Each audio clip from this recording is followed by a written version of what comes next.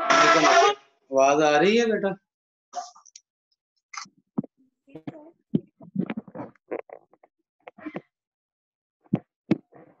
Five minutes हैं आपके पास, ये जरा कुछ एमसीक्यू सॉल्व करें। कल हमने टॉपिक पढ़े थे। वीडियो भी ठीक क्लियर है बेटा? जी सर। जी सर। बेटा भी जरा इनको एमसीक्यूज को सॉल्व करें, क्योंकि आज आसान ही काम है। मैंने कहा था कुछ पिछला टॉपिक रिवाइज कर लेते हैं।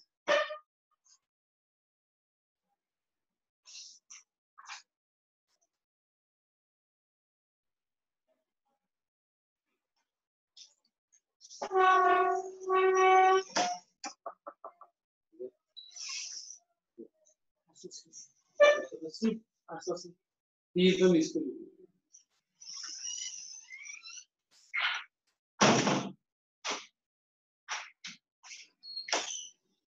इस 100 रुपीज दे दीजिएगा लावा।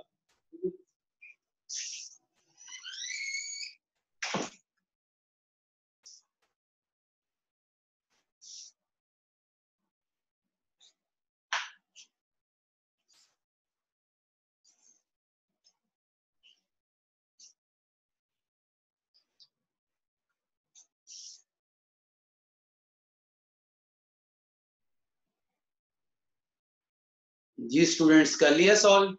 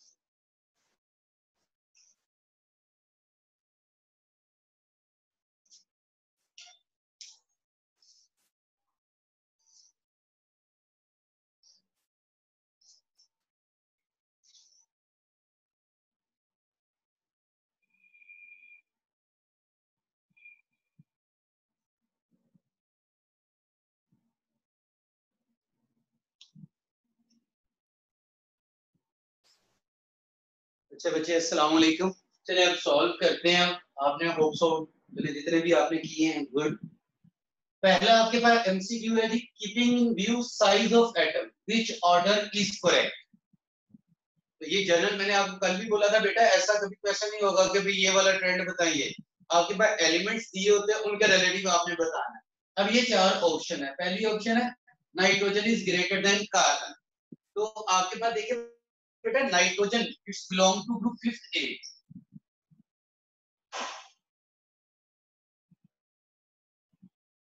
और कार्बन टू लाइज जो है वो क्या होता है, डिक्रीज होता है। तो ये इस तरह से होना चाहिए था।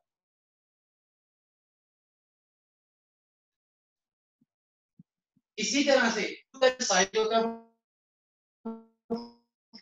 ग्रुप के एलिमेंट से बड़ा होता है।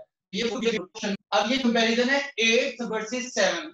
बेटा पहले 7th ग्रुप आता है, फिर 8th ग्रुप आता है, और left to right side decrease होता है। तो क्लोरीन का ग्रेटर होना चाहिए आर्गोन से। तो ये ऑप्शन डी गलत है। तो पहली बात, अगर तीन ऑप्शन गलत है तो ऑटोमेटिकली फोर्थ वन जो है वो ठीक होगी। अब इसको देख लेते हैं बेटा। लिथियम ये फर्स्ट ए से है, लिथियम है फर्स्ट ए से, तो वो लेफ्ट साइड पे लिखी जाएगी। और बेरिलियम सेकंड ए से है, वो राइट साइड पे लिखी जाएगी। Left to right side decrease होता है, लिथियम का ग्रेटर है बेरिलियम से, तो बेस्ट ऑप्शन होगी डेल्टा। सेकंड एमसीक्यू था magnesium is metal while chlorine is non metal which same property they है। तो कौन सी प्रॉपर्टी उनमें सेम है? तो बेटा उनका सेम है। मेटल्स के रिलेटिव उनकी रिड्यूसिंग प्रॉपर्टी होती है, नॉन मेटल की ऑक्सीडाइजिंग। तो ये प्रॉपर्टी भी नहीं है। सेम ग्रुप भी नहीं है, ये मेटल है ये नॉन मेटल है, ग्रुप से सेम पीरियड है लेफ्ट टू राइट। और अगर आपसे पूछा जाए इसका कौन सा पीरियड होगा तो आप बता सकते हैं इसका कौन सा पीरियड है, मतलब मैग्नीशियम, तो उसमें क्या होगा 1s2 2s2 2p6 3s2। तो आपके पास कौन सा पीरियड आया बेटा? थर्ड पीरियड आएगा।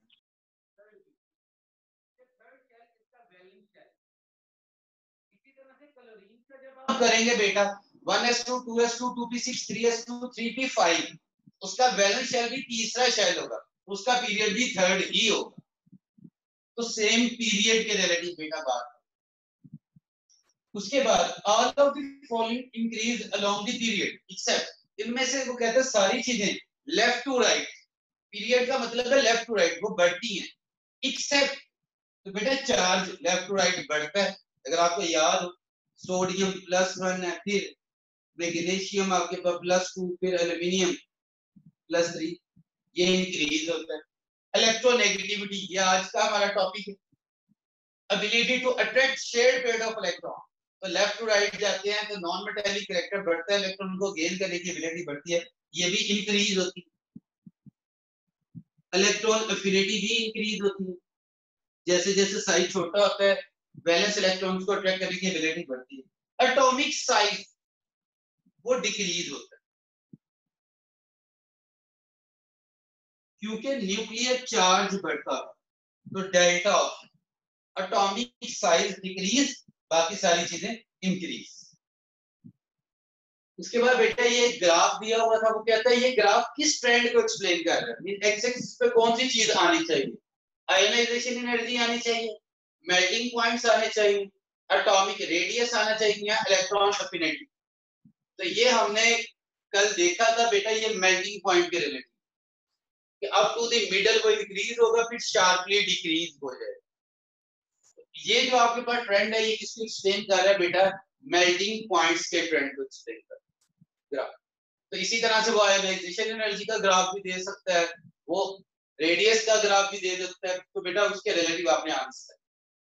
फिर था डिक्रीजिंग ऑर्डर ऑफ साइज, ये चार ऑप्शन। अच्छा बेटा जब इस तरह का क्वेश्चन होता है मोस्ट प्रोबेबली वो आपको आइसो इलेक्ट्रॉनिक सिस्टम देता है। आइसो इलेक्ट्रॉनिक सिस्टम से मुराद है जिसमें इलेक्ट्रॉन्स की तादाद वो सेम होगी। तो जब इलेक्ट्रॉन्स की तादाद सेम होगी तो आपने सिर्फ एक चीज को ऑब्जर्व करना होगा, वो होगा न्यूक्लियर चार्ज। अब जैसे बेटा ये उसने आपके पास दिए हुए एल्यूमिनियम +3, तो एल्यूमिनियम का एटॉमिक नंबर 13 होता है, तो इलेक्ट्रॉन तो 10 हुए, प्रोटॉन वो 13। मैग्नीशियम की बात कर, इलेक्ट्रॉन 10 ही हैं, प्रोटॉन 12। सोडियम की बात करता हूं, इलेक्ट्रॉन 10 11 प्रोटॉन। बेटा इलेक्ट्रॉन तो 10, किसमें न्यूक्लियर चार्ज सबसे ज्यादा है, एल्यूमिनियम। ये किसका न्यूक्लियर चार्ज सबसे कम है, सोडियम, तो इसका साइज सबसे बड़ा होगा, इसका साइज सबसे बड़ा, उसके बाद मैग्नीशियम, उसके बाद ये ट्रेंड, यानी कि सबसे ज्यादा सोडियम का, उससे कम मैग्नीशियम, और सबसे कम एल्यूमिनियम का एटॉमिक साइज। तो ये डिक्रीजिंग ट्रेंड, डिक्रीजिंग ट्रेंड में ये हो डिक्रीज हो रहा है, सबसे ज्यादा सोडियम का। सोडियम का क्यों सबसे ज्यादा होगा बेटा, इसका न्यूक्लियर चार्ज सबसे कम है, इसका ज्यादा डिस्पर्स हुआ होगा। एल्यूमिनियम का सबसे कम क्यों है आपके पास, क्योंकि बेटा इस पे न्यूक्लियर चार्ज बहुत ज्यादा, तो अट्रैक्शन बहुत ज्यादा, साइज सबसे कम। तो ये आप डिक्रीजिंग ऑर्डर ऑफ साइज पूछा, तो डिक्रीजिंग ऑर्डर ऑफ साइज ये बने 40।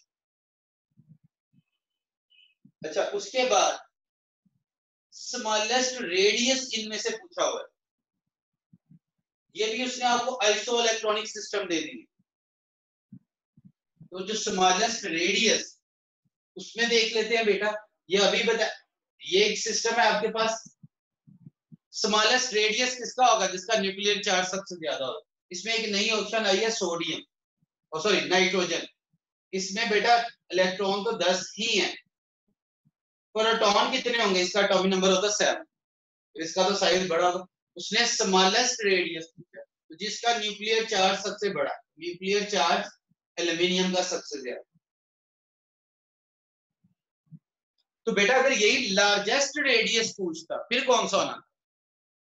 नाइट्रोजन। नाइट्रोजन आना था, क्योंकि उसका न्यूक्लियर चार्ज सबसे कम। तो ये आपके पास कुछ एमसीक्यूज थे बेटा, जो कल हमने क्या लेके आयोनाइजेशन एनर्जी या एटॉमिक रेडियस ये चीजें पढ़ी। फिर आज हम आ जाते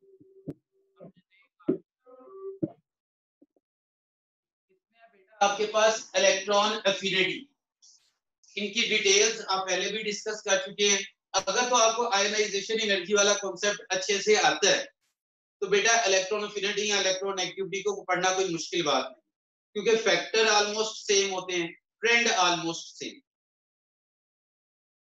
तो सबसे पहले इलेक्ट्रॉन एफिनिटी, एफिनिटी से क्या मुराद होता है बेटा? अट्रैक्शन। तो attraction for electron, valence electron, इसको हम क्या नाम देंगे? या आपके पास कोई इलेक्ट्रॉन जो है वो एटम से बाहर है, उसके लिए अट्रैक्शन है, उसको इलेक्ट्रॉन एफिनिटी के। तो अमाउंट ऑफ एनर्जी नॉर्मली हम क्या डिफाइन करते हैं? अमाउंट ऑफ एनर्जी रिलीज और absorb when an electron is added to the valence shell of an isolated gaseous atom. क्योंकि एक एटम पड़ा हुआ था, वो एक इलेक्ट्रॉन को जब एक्सेप्ट करता है तो उस एक्सेप्टेंस के दौरान जितनी एनर्जी वो रिलीज करेगा नॉर्मल, उसको हम इलेक्ट्रॉन एफिनिटी कहते हैं। जैसे मैंने ये एग्जांपल दिया क्लोरीन की, क्लोरीन बेटा आपके पास 287 वैलेंस शेल में 7 इलेक्ट्रॉन, तो ऑक्टेट रूल को फुलफिल करने के लिए एक इलेक्ट्रॉन चाहिए। तो बेटा जब एक इलेक्ट्रॉन एंटर होता है तो वो इतनी एनर्जी रिलीज करके जाता है पर मोल, और इस एनर्जी का नाम क्या होता है? Electron affinity. इसमें पहले भी एक्सप्लेन किया हुआ है एनर्जी रिलीज क्यों करता है। तो बेटा एटॉमिक सिस्टम का नाम, तो जब इलेक्ट्रॉन जो बाहर है, तो इलेक्ट्रॉन बाहर कब होता है? जब उसकी एनर्जी हाई होती है। तो जब वो वापस सिस्टम में आना चाहेगा तो वो अपनी एक्स्ट्रा एनर्जी को रिलीज करना चाहेगा, तो वो एक्स्ट्रा एनर्जी को रिलीज करता है, तो हम कहते हैं कि ये एक्सोथर्मिक प्रोसेस। और इसमें जो नोट, ये आपका शॉर्ट क्वेश्चन भी आता होता है कि जो फर्स्ट इलेक्ट्रॉन एफिनिटी होती है उसका साइन नेगेटिव होता है, और जो सेकंड इलेक्ट्रॉन एफिनिटी होती है उसका साइन पॉजिटिव होता है। इसकी रीजन लिखिए। तो बेटा इसमें आप बड़ा सिंपल सा शॉर्ट क्वेश्चन लिखते होते थे, in the case of first electron affinity, electron add कर रहे हो आप न्यूट्रल एटम, तो एडिड इलेक्ट्रॉन वो अपनी एक्स्ट्रा एनर्जी को रिलीज करता है और रिएक्शन एक्सोथर्मिक हो जाता है। हम ऑक्सीजन की यहाँ पे एग्जांपल भी लेते थे। ऑक्सीजन जब पहला इलेक्ट्रॉन एक्सेप्ट करता है O-1 बनता है, तो जो डेल्टा H की वैल्यू -121 किलो जूल पर मोल के राउंड होगी। लेकिन अभी इसका वैलेंस ऑक्टेट फुलफिल नहीं हुआ, ये 27 हो गया, अभी एक इलेक्ट्रॉन मजीद चाहिए इसे कंप्लीट करने के। तो जब ये दूसरा इलेक्ट्रॉन एक्सेप्ट करता है तो वो यूनि नेगेटिव आयन में ऐड हो रहा है। तो ये जो इलेक्ट्रॉन है ऑलरेडी प्रेजेंट नेगेटिव चार्ज से रिपेल होता है, तो आपको एनर्जी लगाना पड़ती है, तो ये साइन प्लस में चला जाता है 750 के राउंड। तो सेकंड इलेक्ट्रॉन एफिनिटी क्यों पॉजिटिव होती है अगर एमसीक्यू आ जाता है? इसमें क्या बेस्ट ऑप्शन होगी कि हम सेकंड इलेक्ट्रॉन ऐड कर रहे होते हैं यूनि पॉजिटिव आयन, और वो हमेशा जो है वो प्लस वैल्यू। ये इसको ऐसे भी कह सकते हैं कि बेटा अगर वो आपसे क्वेश्चन करता ऑक्सीजन की ओवरऑल इलेक्ट्रॉन एफिनिटी वो नेगेटिव होगी या पॉजिटिव होगी ओवरऑल, या E1 प्लस A2, तो बेटा वो पॉजिटिव होगी, क्योंकि रिलीज उसने -121 की है, एब्जॉर्ब उसने +750 की है। तो दोनों को ऐड करें, ओवरऑल आंसर प्लस में आएगा। ऑल्सो ये पॉइंट क्लियर हो रहा हो। उसके बाद बेटा इसके फैक्टर वही है ऑलमोस्ट।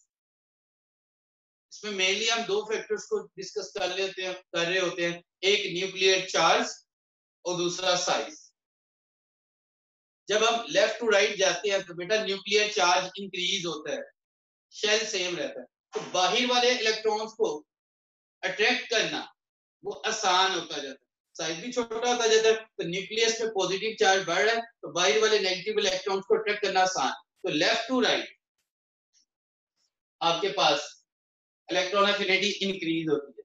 जबकि टॉप टू बॉटम अगर बात करें तो टॉप टू बॉटम बेटा शेल ऐड होते हैं, साइज बढ़ता है, न्यूक्लियस वैलेंस इलेक्ट्रॉन्स के ऊपर अट्रैक्शन या आउटर मोस्ट इलेक्ट्रॉन्स के ऊपर अट्रैक्शन वो कम होती जाती है, तो इलेक्ट्रॉन एफिनिटी डिक्रीज।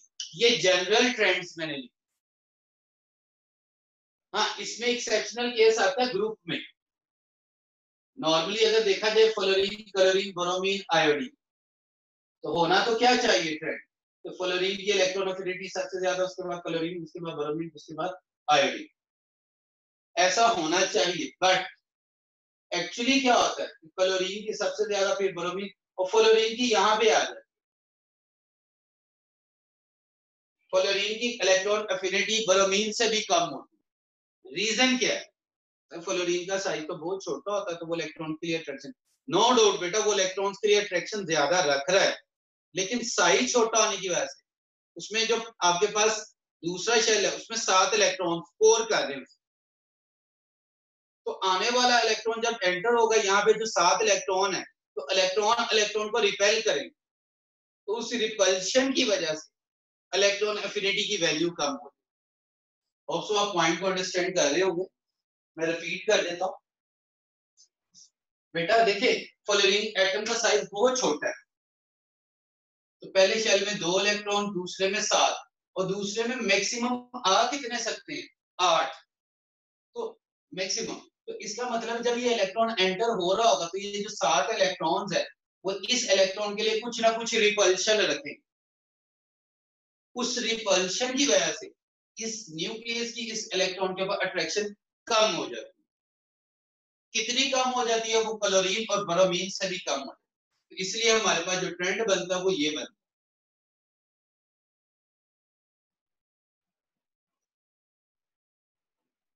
होप्सो आप पॉइंट समझ आ गया होगा। फर्स्ट ईयर में ये क्वेश्चन भी है, उसमें हम यही लिखते हैं कि जो आपका आउटर मोस्ट इलेक्ट्रॉन्स का जो कोर होता है वो इनकमिंग इलेक्ट्रॉन को इतना ज्यादा रिपेल करता है कि इलेक्ट्रॉन एफिनिटी की वैल्यू जो है वो फ्लोरीन में कम हो जाती है। सबसे सर बोर्ड क्लियर नहीं है। बोर्ड क्लियर नहीं है,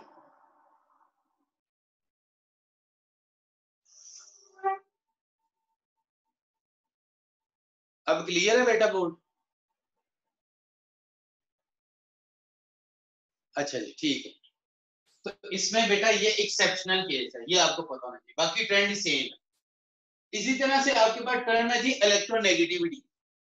बेटा इलेक्ट्रोनेगेटिविटी बॉन्डेड एटम्स के रिलेटिव एक टर्म है। Ability to attract shared pair of electron, इसको हम क्या नाम देते हैं जी, इलेक्ट्रोनेगेटिविटी। डेफिनेशन यहाँ पे करने की जरूरत नहीं, ability to attract shared pair of electron. और जो मोस्ट इलेक्ट्रोनेगेटिव एलिमेंट वो हम लेते हैं फ्लोरीन, जिसकी इलेक्ट्रोनेगेटिविटी जो है वो 4 है। और लीस्ट इलेक्ट्रोनेगेटिव, वैसे तो वो फ्रांसियम बनता है लेकिन वो रेडियो एक्टिव है, तो हम 0.6 के राउंड आउट होती है। डिफरेंट बुक्स में डिफरेंट है 0.7, लेकिन आपको इसका कोई मसला ये वाला याद होना चाहिए। तो मोस्ट इलेक्ट्रो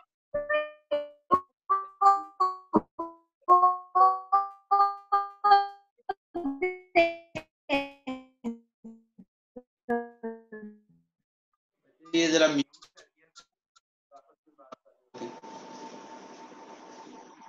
और मोस्ट इलेक्ट्रोनेगेटिविटी 4।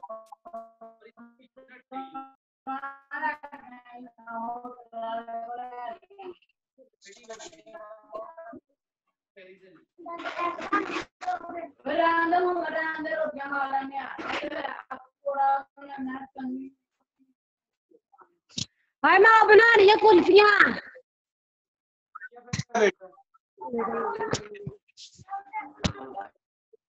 सर आपकी आवाज नहीं आ रही।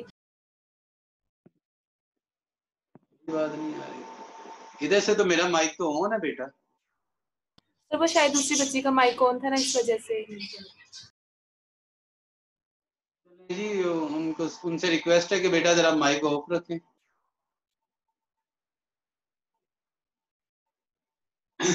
अच्छा बेटा मैंने कहा था मोस्ट इलेक्ट्रोनेगेटिविटी फ्लोरीन है, इसकी इलेक्ट्रोनेगेटिविटी 4 है और इलेक्ट्रोनेगेटिविटी का कोई यूनिट नहीं हो, तो वो आपको 4 टर्म्स अगर दे देता है कि इनमें से किस टर्म के यूनिट नहीं होते, ionisation energy, melting point, electron affinity, electronegativity, तो बेटा किस चीज के यूनिट नहीं होंगे, इलेक्ट्रोनेगेटिविटी।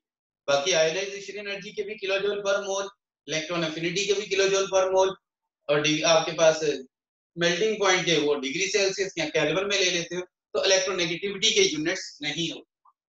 अच्छा बेटा बाकी ट्रेंड वही चीज, टॉप टू बॉटम जब हम आते हैं, साइज बढ़ेगा, ability to attract share pair of electron को कम होगी, तो जी जी सर ये देखें कि जब फ्लोरीन किसी के साथ बॉन्ड बनाता है तब भी तो मतलब उसके जो इलेक्ट्रॉन है वो उसको रिपेल कर सकते हैं, तो उसकी इलेक्ट्रॉन एक्टिविटी कम भी हो सकती है अगर यही वाला कंसेप्ट लें, इलेक्ट्रॉन एफिनिटी वाला जो आपने लिया है। बेटा इलेक्ट्रोनेगेटिविटी और electron affinity two different terms. Electron affinity है जब उसने इलेक्ट्रॉन ऐड किया तो उसने एनर्जी जो रिलीज की है उस अमाउंट का नाम, ठीक है। और इलेक्ट्रोनेगेटिविटी क्या है कि जब बॉन्ड बन गया उसके बाद उस कोवलेंटली बॉन्डेड को या अनबॉन्डेड को अट्रैक्ट करने की एबिलिटी, ये दो डिफरेंट चीजें हैं। जी सर इलेक्ट्रोनेगेटिविटी इसकी 3 है, उतनी नहीं है, लेकिन इसमें इलेक्ट्रॉन जब हमने ऐड किया तो आने वाले के लिए रिपल्शन नहीं थी, तो जिसकी वजह से जो आपके पास एनर्जी हम एक्सपेक्ट कर रहे थे उसने उतनी ही रिलीज की। लेकिन फ्लोरीन के केस में बेटा हम एक्सपेक्ट कर रहे थे वो 400 किलो जूल एनर्जी रिलीज करेगा क्योंकि बहुत ज्यादा अट्रैक्शन है, लेकिन दरमियान में वो जो इलेक्ट्रॉन्स थे उनके ऊपर जब वो 100 किलो जूल एनर्जी सर्व होगी तो हमें आउटपुट में कितनी एनर्जी हासिल हुई, -300। जबकि अगर मैं क्लोरीन की बात करता हूँ मैं 400 नहीं लेता, उसकी कम लेता हूँ, 380 अट्रैक्शन, लेकिन अंदर आते आते इनर इलेक्ट्रॉन की रिपल्शन नहीं है तो वो 380 की 380 आपका आउटपुट में हासिल होती है। पॉइंट समझ आ रहा है बेटा? जी सर आया। एक का नाम है और एक उसकी एक्सेप्टेंस का नाम। जी सर समझ आ गया। ट्रेंड देख ले, top to bottom decrease, left to right increase. तो चाहे आपके पास आयनाइजेशन एनर्जी हो, चाहे इलेक्ट्रॉन एफिनिटी हो, और चाहे आपके पास इलेक्ट्रोनेगेटिविटी हो, ये तीनों टॉप टू बॉटम डिक्रीज हो रहे हैं और लेफ्ट टू राइट इंक्रीज हो रहे हैं। हाँ एक्सेप्शनल केस हर जगह पे अवेलेबल होते हैं, हमने ये जनरल ट्रेंड में ये बात कर, तो ये जनरल सा पॉइंट आपको क्लियर होगा। बाकी जाहिर सी बात है, मैं कहूंगा मैंने अभी कहा left to right electron affinity increase होती है, तो मैं नीचे ऑप्शन दे देता हूं। फॉर एग्जांपल एक एमसीक्यू पूछ लेता हूं, which has least electron affinity. A option दे देता हूं मैं लिथियम, बी ऑप्शन दे देता हूं मैं आपके पास क्लोरीन, सी ऑप्शन दे देता हूं ब्रोमीन, डी ऑप्शन दे देता हूं हीलियम। हीलियम। किसकी इलेक्ट्रॉन एफिनिटी लीस्ट हो?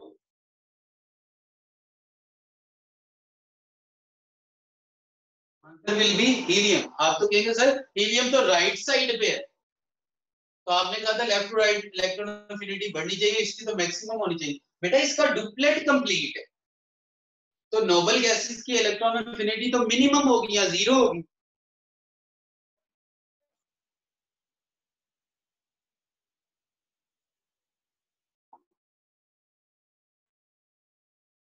हम नहीं करेंगे। और तो पॉइंट क्लियर हो रहा कभी?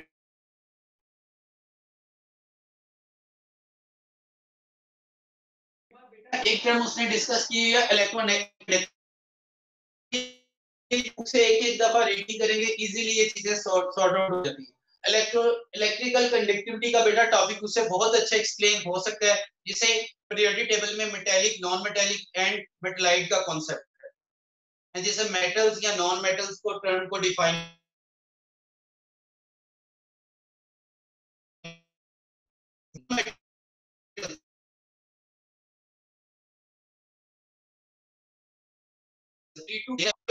टॉप टू बॉटम जब हम मूव करते हैं साइज बढ़ता है, एबिलिटी टू लूज इलेक्ट्रॉन वो इंक्रीज होती है, तो top to bottom metallic character बढ़ता है। In other words top to bottom conductivity बढ़ेगी।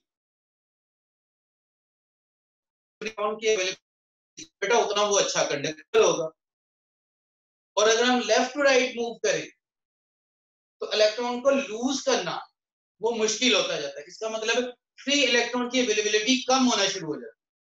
तो लेफ्ट टू राइट, क्योंकि मेटेलिक करैक्टर डिक्रीज होता है तो कंडक्टिविटी भी कम होगी,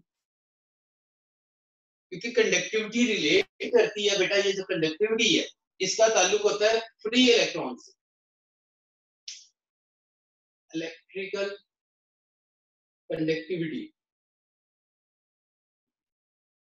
ये रिलेट करती है फ्री इलेक्ट्रॉन से, और ये रिलेट करते हैं मेटेलिक करैक्टर से। और अगर मेटेलिक करैक्टर में बात करूं,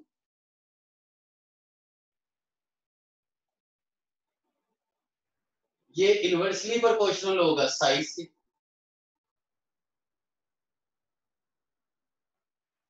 डायरेक्टली प्रोपोर्शनल साइज के, जैसे